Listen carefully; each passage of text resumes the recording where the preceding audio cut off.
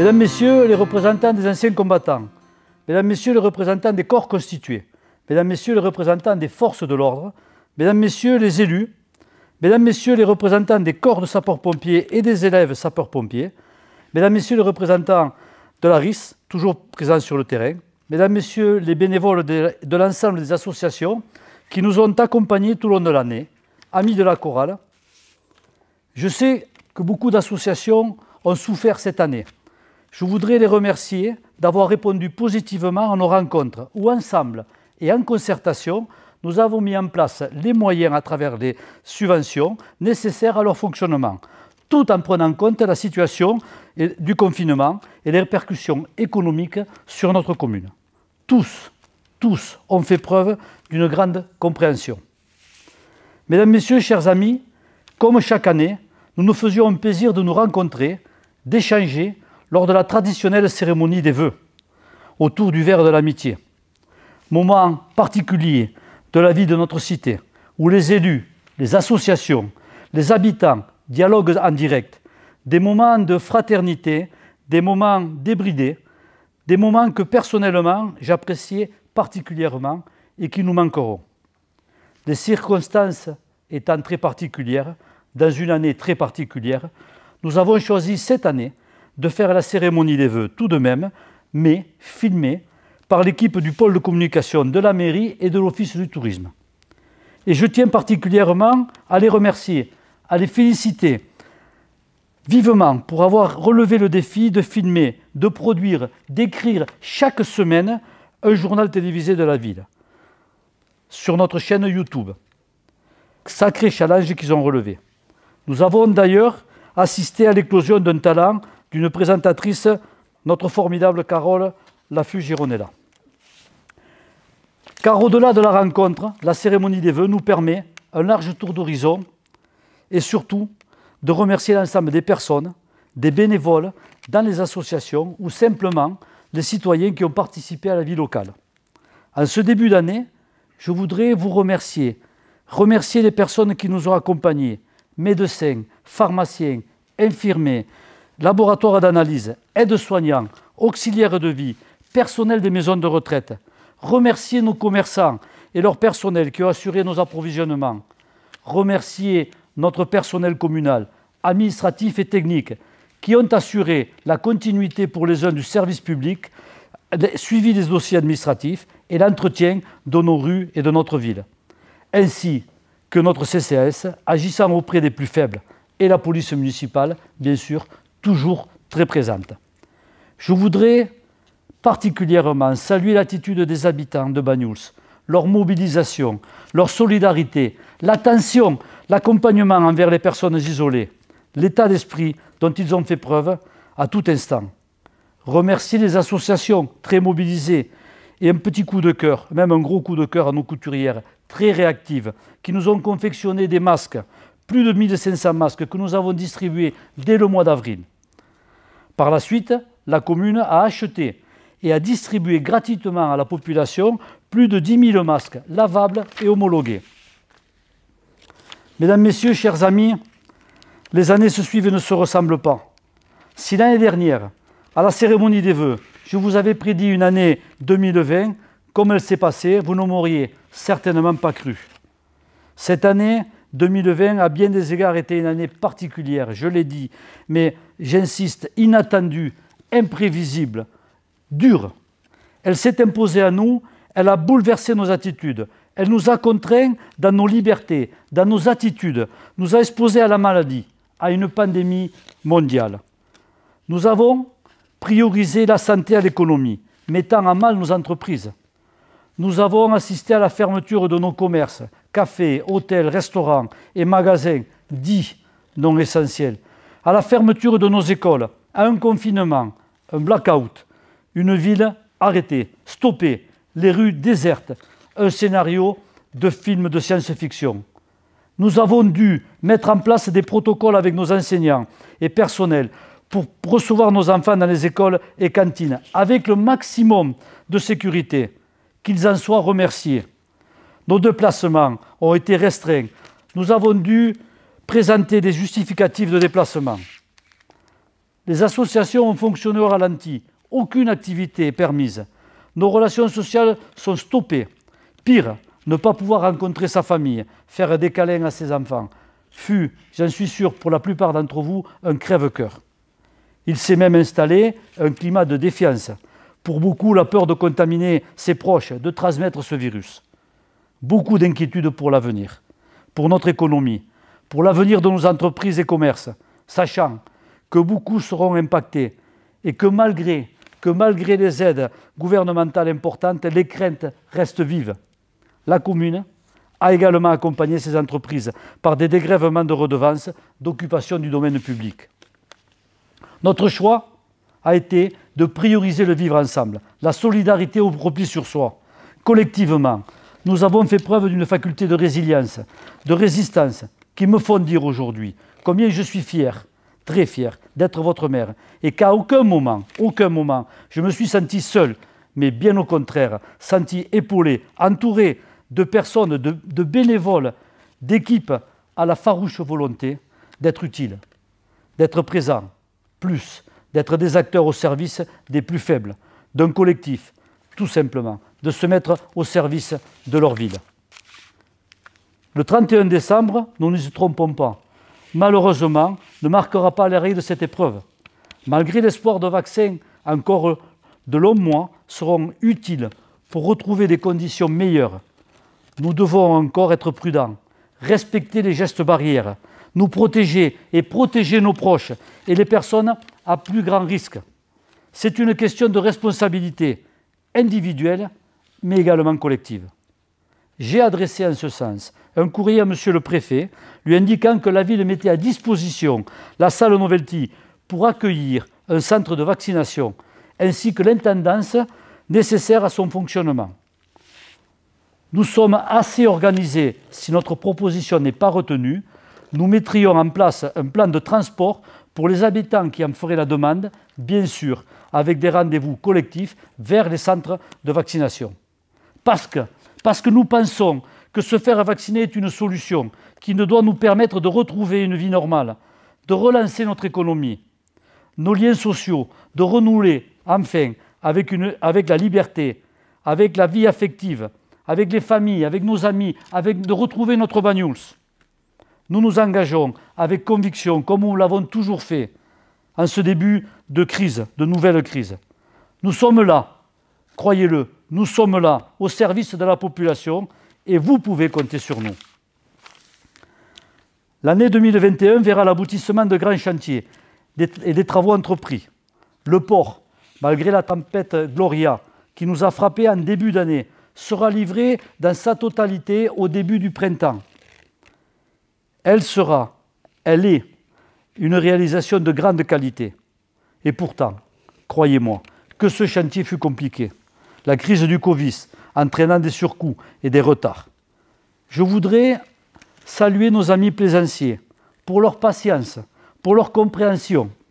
Nous les avons déplacés, changé de port, fait payer les tarifs annuels pour soutenir notre budget. Et ils ont répondu présents à notre demande. Solidaires, parce qu'en supportant ces travaux qu'ils savaient indispensables, il leur a semblé évident de nous accompagner, de nous soutenir. Et puis, je ne peux surtout pas oublier Jérôme et son équipe, les personnels du port, qui ont fait un super travail. Et remercier particulièrement mon ami Guy Vinot, qui a porté ce projet avec moi, mais qui a porté ce projet depuis le début jusqu'à sa prochaine inauguration. Merci Guy, merci. Travail en commun, car seul, comme je le dis souvent, on ne fait rien. L'autre grand chantier en cours sur les deux exercices, c'est la construction d'un chenal au CHM, entièrement financé par la commune. Il sera terminé et livré fin février, début mars, permettant, je le rappelle, mais c'est très important que nous l'ayons en mémoire, la construction des 2 maisons de retraite, dont une est en grand danger de fermeture, et le maintien de la masse, maisons d'accueil spécialisées. Ce sont 220 emplois qui sont ainsi préservés. Et si ce chenal n'avait pas été fait, si ces travaux n'avaient pas été entrepris, ces emplois auraient quitté Banyuls. Dossier compliqué lui aussi, complexe, suite à la délocalisation de 2014 de nos établissements de santé sur l'hôpital de Perpignan. Aboutissement de longues négociations, de lourdes procédures administratives, dossiers accompagnés avec volonté et bienveillance, et je tiens à les remercier, par les services de l'État, et en étroite collaboration avec l'association gestionnaire de nos maisons de retraite et de ce site, je veux parler de l'association USAP.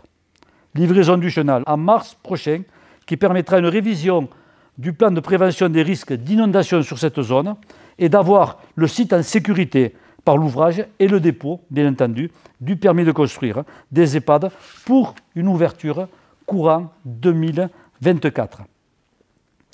L'école de sommellerie est en cours de travaux sous la maîtrise de la communauté des communes pour une livraison fin de l'année 2021.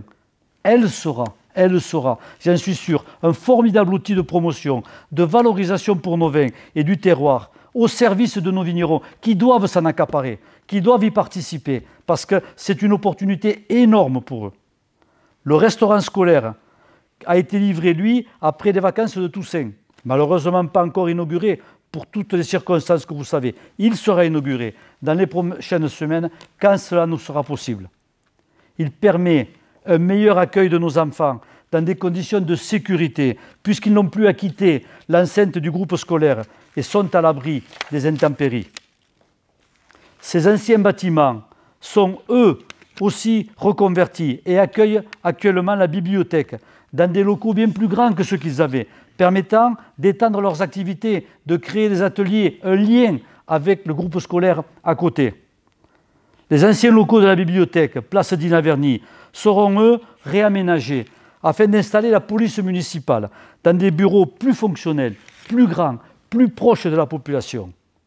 Un jeu de chaises musicales qui nous permet de mieux rationaliser nos équipements, toujours avec le souci de rendre un service public de grande qualité.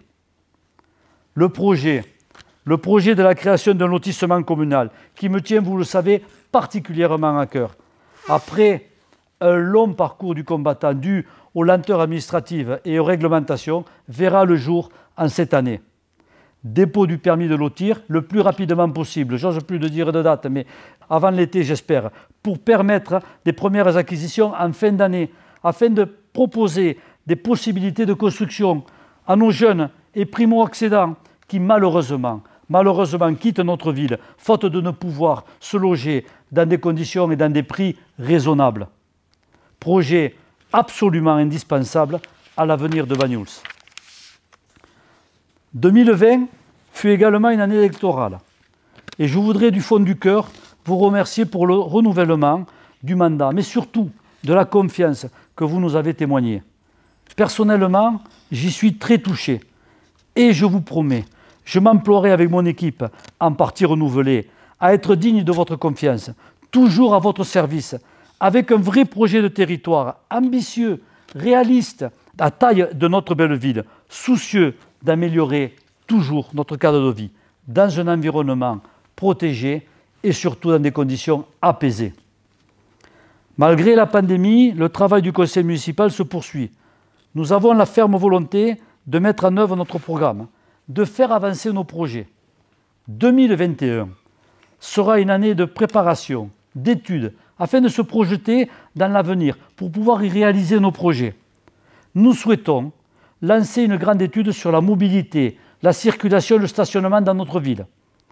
Cette étude doit être faite en concertation. Les solutions existent. Elles doivent être partagées par le plus grand nombre. Ainsi, des ateliers réunissant élus, associations, porteurs de mémoire, les artisans, les commerçants, toutes les forces vives et plus généralement toutes les bonnes volontés seront organisés suite à un diagnostic fait par un bureau d'études avant l'été. Nous comptons, mais je sais que nous pouvons compter sur votre présence et votre participation. Une ou plusieurs réunions publiques seront elles aussi organisées après l'été pour une restitution et pour une mise en place. C'est un dossier que je qualifie d'extrêmement sensible, qu'il nous faut ouvrir avec courage et détermination. Car j'en suis sûr, des solutions existent, solutions qui s'inscrivent dans un changement inévitable de nos habitudes de consommer l'espace public. Un projet qui date maintenant d'avoir des artères d'entrée et de sortie de ville doit être en même temps étudié. La route de la Coume-Pascol vient d'être goudronnée avec un partenariat commune-conseil général. Certes, route itinéraire partagée, mais route qui sera bien pratique pour une sortie de Bagnous pour les habitants des quartiers excentrés après la voie de chemin de fer. La dite voie de la Parette Rouge, longeant le chemin de fer et aboutissant à la gare depuis le rond-point Bijard, est devenue indispensable pour un meilleur accès au parking de Bartissol et le désenclavement du marché et de ses alentours et des quartiers du Cap d'Oune. Nous avons engagé des négociations avec la SNCF, les services gestionnaires pour eux des terrains et de leurs propriétés, afin de pouvoir en faire l'acquisition, ainsi que ceux des terrains en terre battue du parking de la gare, et de finir d'aménager ce parking et de faire un vrai parking. Plusieurs visites de l'immeuble Bartissol nous ont permis de nous projeter sur la création d'une médiathèque qui pourrait être installée dans les locaux de l'ancienne cave coopérative, celle de Matifoc, et d'en aménager le parking devant. Ainsi, sur le même palier, la création d'un centre culturel multi-activités serait faite. La communauté des communes assurant les travaux et le financement de la médiathèque, le dossier et les études sont en cours. C'est un projet à phaser sur plusieurs années. Nous souhaitons réhabiliter cette bâtisse à l'architecture très intéressante et très grande, qui va devenir un centre multi-activités, une maison des associations, un centre culturel, regroupant ainsi les activités sportives en salles telles que le judo, la danse, le ping-pong, la GRS, si elle revenait, des salles de sport, toute expression artistique et corporelle, et bien d'autres. Les associations y trouveront tout leur bonheur. Un projet de longue haleine. Le clubhouse, lui, en construction depuis quelque temps, est en voie d'achèvement et sera livré en ce début d'été, pour la plus grande joie des associations et des utilisateurs de notre stade. Enfin, des travaux innovants de renaturalisation de la rivière devraient commencer en cette fin d'année, voire début de l'année suivante. Sachant que la ville a porté ce dossier jusqu'au transfert à l'intercommunalité de toutes les compétences sur la gestion du milieu aquatique et des eaux et des cours d'eau. Elle a elle-même délégué la gestion au SIGA du TEC, compétent qui va être en charge maintenant de ce dossier. Projet très bien subventionné, à faible coût pour nous, qui répond à une interdiction, et je le précise, à une interdiction de stationnement dans les cours d'eau par les services de l'État. Un projet qui correspond également à notre volonté d'un aménagement écologique de notre ville. Cette rivière deviendra un véritable poumon vert traversant notre ville avec un cheminement doux, surtout pendant l'été et en saison sèche.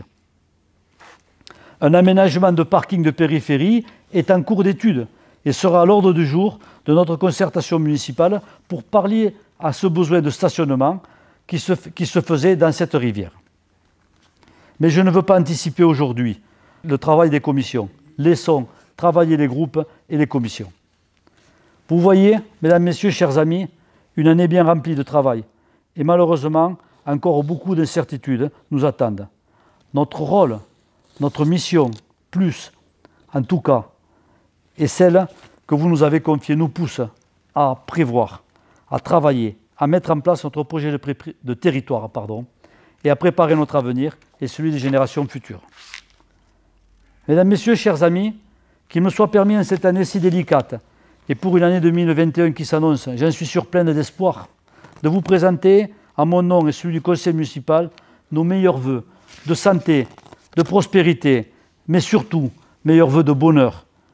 Ayons collectivement et aussi par des actions personnelles une pensée pour tous nos concitoyens qui sont à l'épreuve de la maladie ou celle de la solitude. Que cet esprit de solidarité, de fraternité nous habite encore pour de nombreuses années. Que tout ce qui fait nos différences, qui nous rassemble, comme ce fut le cas en 2020. Meilleurs vœux pour 2021.